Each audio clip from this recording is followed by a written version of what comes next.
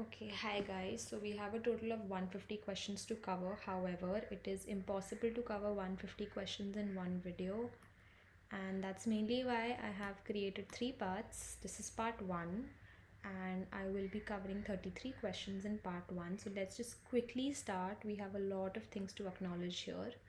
So 51st question में था jurist का नाम एंड देयर थ्योरीज. जब भी आप रॉस्क्यू पाउंड देखोगे you have to remember social engineering. That is something that is stuck with his name. Then you have Ihering and उसके साथ you have to remember theory of social interest and social utilitarian. I should have written the full spelling, I'm sorry. Now, इसका correct answer है option number 1, where Roscoe Pound talks about the end of law should be to satisfy a maximum of wants with minimum of friction. B का है 1, C का है 4 and D का है law is uncertain and certainty of law is a legal myth. Okay, easy 51st का 1 है. Moving on, यहाँ पे आपको कंट्रीज़ दिए हुए हैं and the procedure and authority to amend the constitution. ये सारे अमेंडमेंट के बारे में बात करें. You just have to know कौन सा किसका है.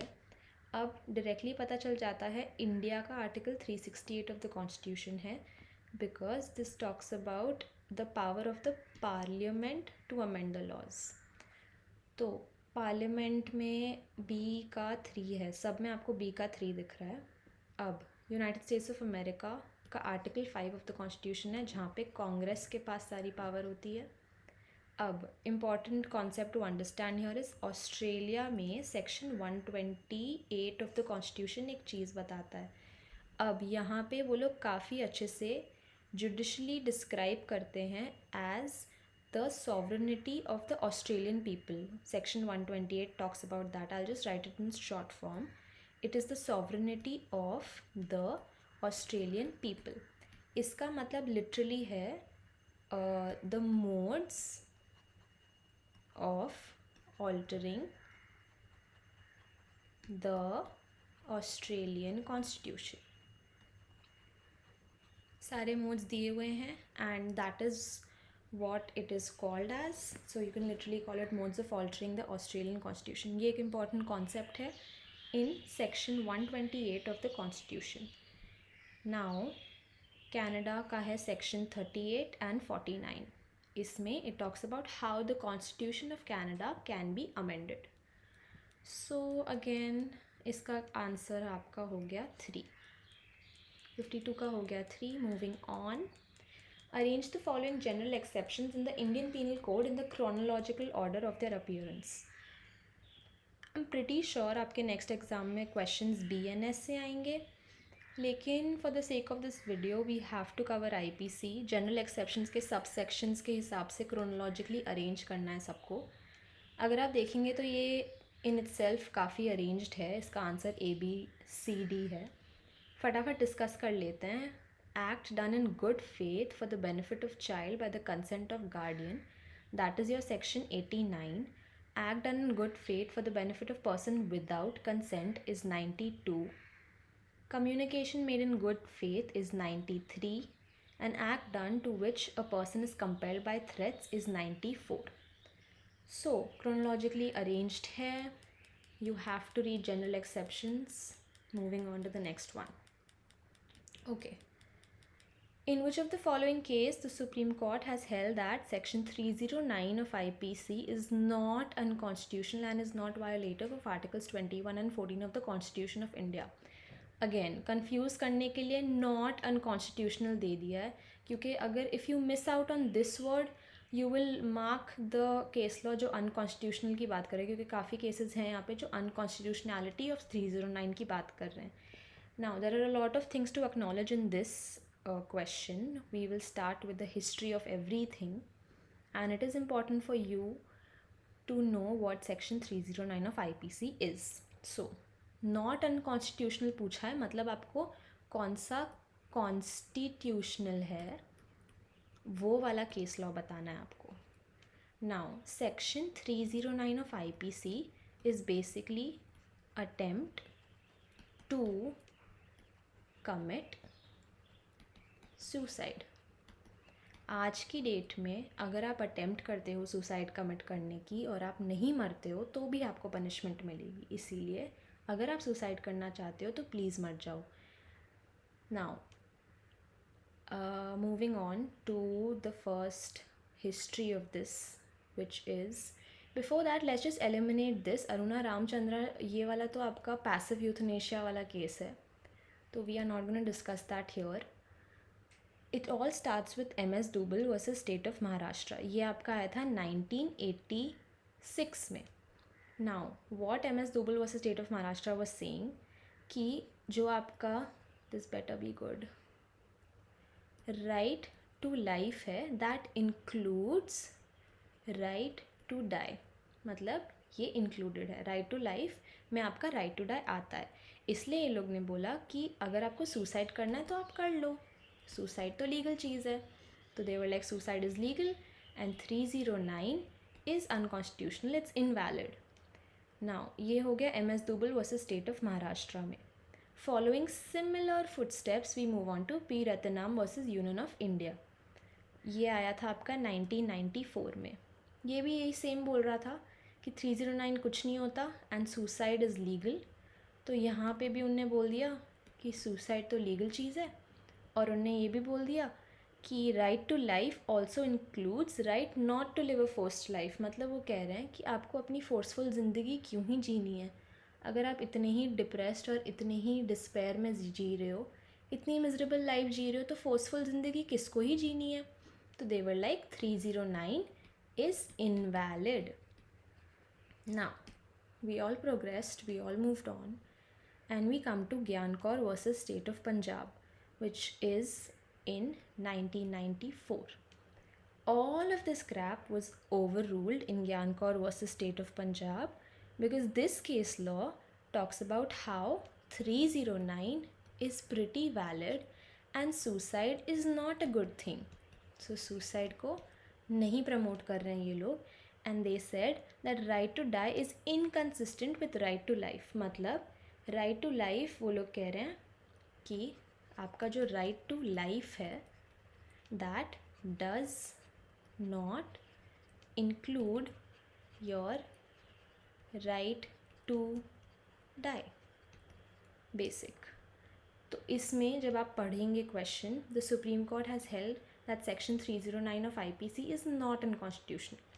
इसका करेक्ट आंसर है Gian Kaur versus state of Punjab, क्योंकि यहाँ पे सुप्रीम कोर्ट ने ये बोला कि सुसाइड एक अननेचुरल टर्मिनेशन है लाइफ की, and that is against the concept of right to life. मतलब आप अननेचुरली टर्मिनेट कर रहे हो अपनी लाइफ को, और ये आपके राइट टू लाइफ के कॉन्सेप्ट में बैठता ही नहीं है. So all of this was scraped down, it was overruled and not unconstitutional हो गया वो ज्ञान Kaur versus state of Punjab में, जहाँ पे 309 आपका वैलिड हो गया. Okay, moving on. Which of the following led setting aside of practice of triple talaq as evident in the case of Shaira Bano versus Union of India? अब basic case law जो याद रखना है, शायरा बानो एक है, then एक आपका आता है सरला मुदगल वाला केस, एंड एक आपका आता है शाह बानो वाला केस जो मुस्लिम वुमेन के मेंटेनेंस की बात करता है.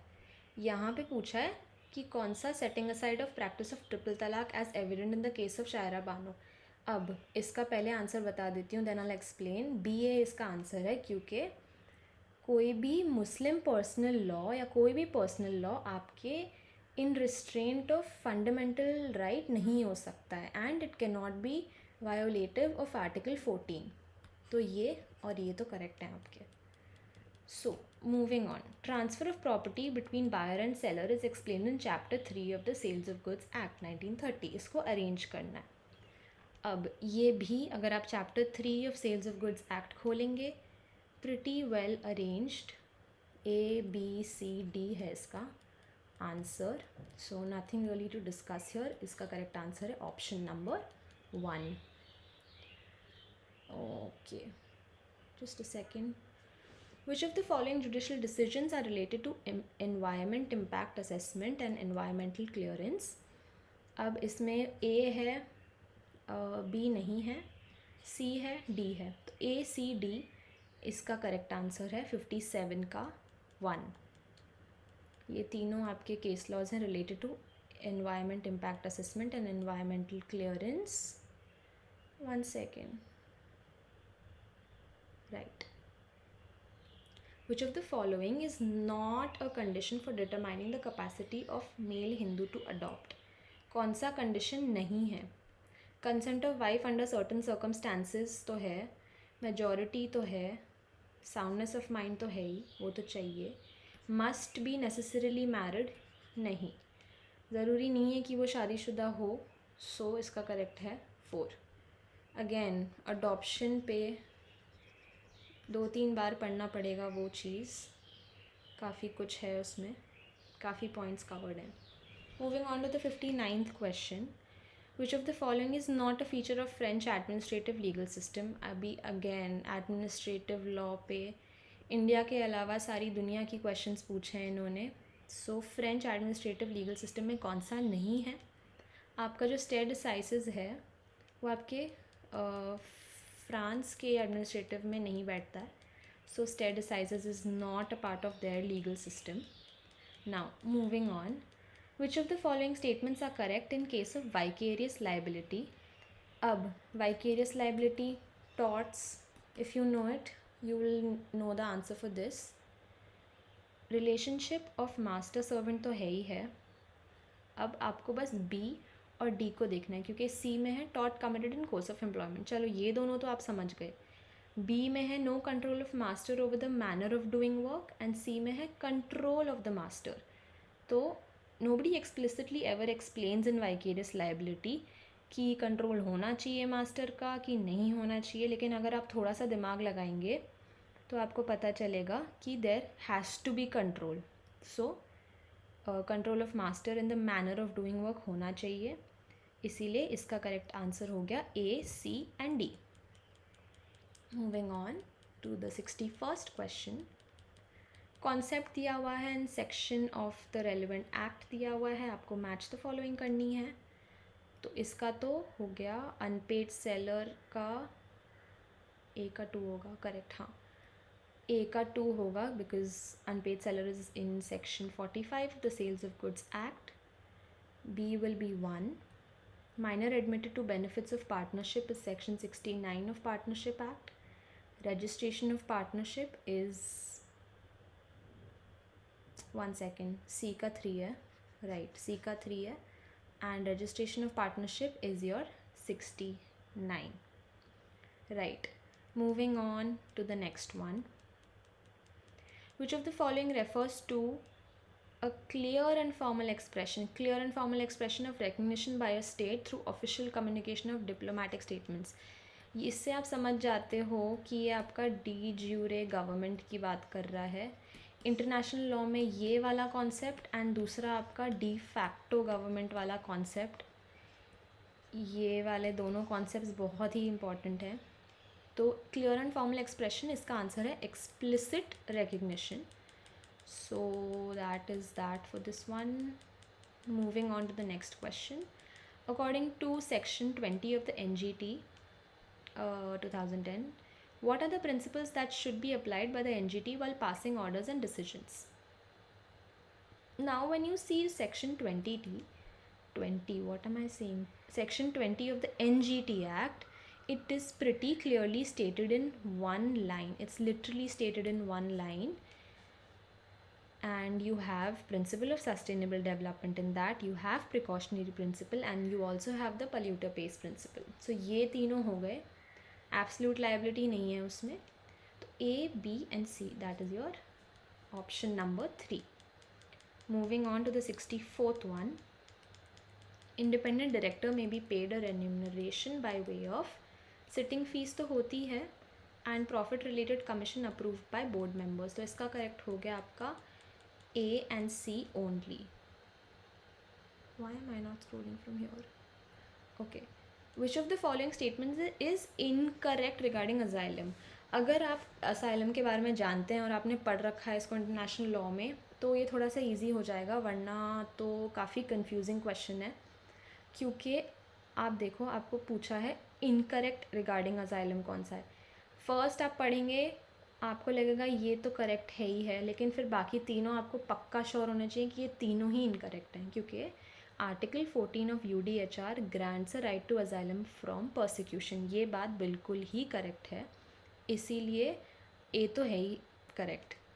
तो इंस्टेंटली आप समझ जाओगे अगर ए जहाँ पे भी नहीं है वो आंसर करेक्ट होने वाला है। तो आपका बी, सी और डी करेक्ट है। Let's just discuss 3 of them.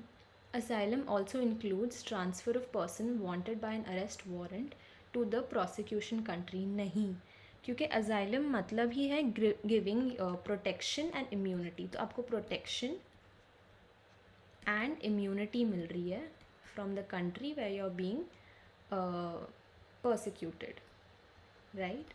सो इसमें तो प्रोटेक्शन एंड इम्यूनिटी की बात करिए। अब ग्रांटिंग ऑफ असाइलम पर से excludes any possibility of extradition, ये तो गलत है, क्योंकि सेकेंडली ये वाली भी बात गलत है, क्योंकि यहाँ पे बोल रहे हैं extradition and asylum are mutually exclusive. नहीं, extradition is a very different thing. Extradition मतलब you are calling back the criminal to your own country, basically where they had committed the crime. So the criminal is called back to their country where they committed the crime. तो यहाँ पे तो asylum में protection और immunity मिल रहा है, यहाँ पे एक्स्ट्रेडिशन में you are calling them back, इसीलिए इनकरेक्ट ये तीनों हैं। और सिर्फ article 14 of UDHR universal declaration of human rights grants a right to asylum from persecution ही करेक्ट ऑप्शन है। इनकरेक्ट तीनों है, B, C and D. Moving on, according to section 6 of the environment protection act 1986, which of the following authority has power to make rules to regulate environmental pollution? Pretty basic and it's written very clearly in your NGT कि central government के पास सारी power है। Moving on to the 67th question, in which year limited liability partnership rules correct? अब लोग यहीं तक पढ़ के रुक जाएंगे, nobody will care to read about the third amendment. Now very smartly they have given 2008. We all know कि limited liability partnership rule 2008 में आई थी, लेकिन यहाँ पे पूछा है कि थर्ड अमेंडमेंट कब हुआ था, तो दैट इज़ 2023। इसका आंसर है आपका 2023, option number 1। Moving to the next question, 68th question, MK Rajneet Singh versus Union of India 2024 का केस है। They have started asking a lot of recent case laws. ये आपका आया था, फॉलोइंग इशू इसका था preservation of biodiversity and climate change. Again many cases on climate changes. Now 69th question, your inland instrument means, inland instrument basically आपका दिया हुआ है section 11 of your NI, that is your Negotiable Instrument Act 1881. Now इसका correct answer है कि drawn और made in India होता ही है, मेड पेएबल इन इंडिया होता ही है, and drawn upon any person who is a resident of India तो होता ही है। तो ABC is the correct answer for 69th question. Moving on, which of the following are functions of controller of certifying authorities under the Information Technology Act 2000? अब IT Act 2000 जब आप खोलेंगे तब आपको इसमें चैप्टर 6 में आपको सेक्शन 18 में फंक्शंस मिल जाएंगे। There are a total of 14 functions to begin with. So वहाँ पे स्टेटेड है A से लेके आपके N तक 14 फंक्शंस हैं, एंड इसमें थोड़े फंक्शंस दिए हुए हैं।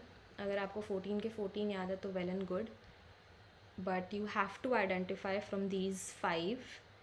सो 70 में बेसिकली आपका A तो है, exercise supervision over the activities of the certifying authorities तो है, B भी आपका करेक्ट है, C भी आपका करेक्ट है, एंड D तो नहीं आता है, and facilitation of the establishment of any electronic system by a certifying authority.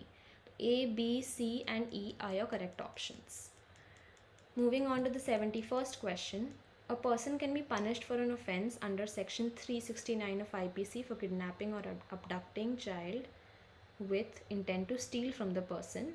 For the application of section 369 of IPC, a child must be the child must be under the age of 10 years. So 71st का correct है option number 3.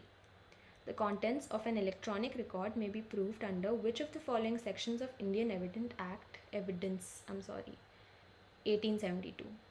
काफ़ी जगहों पे दिया हुआ है section 65B. You must have read it in the Indian evidence act also. इसका correct answer है section 65B. I think this was also asked in the past years papers. So that is that. Moving on to the next one. Again, the 73rd question. Which of the following judgments are associated with the legislative supremacy of Parliament in the UK? Again, obsession with the Parliament in the UK. Now, इसका correct answer है 2. We have A also, B also and C also, which talk about these 3 case laws, talk about the legislative supremacy of the Parliament. ये तीनों judgments ने बात करी थी about that supremacy in the United Kingdom. Moving on, contributory negligence, again torts. Contributory negligence we know for a fact is A and it is a defense. So इसका है correct option number 3. Right. Arrange the following cases in the chronologically order. Chronologically. Wow, the grammar. In their year of verdict. Okay, year of verdict में बताना है. When you see Keshwanand Bharti, you automatically know that's the first case law that ever came into picture. So 75 में, let's just discuss all of them फटाफट. इसका है 1973 में आया था. Then you move on to DK Basu, right? DK Basu आया था आपका, 1 second, DK Basu के पहले आया था Minerva Mills versus Union of India. तो that was in 1980. फिर आपका आता है करेक्ट DK बासु आपका इसके बाद ही आया था 1996 में. लास्ट में आपको दिखता है Vineet Narain versus union of India which came in 1997.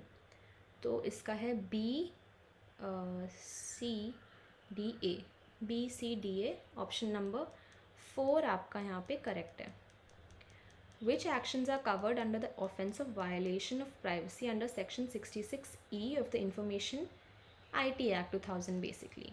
तो अब IT एक्ट में आपके जो ऑफेंसेस हैं ये आपके चैप्टर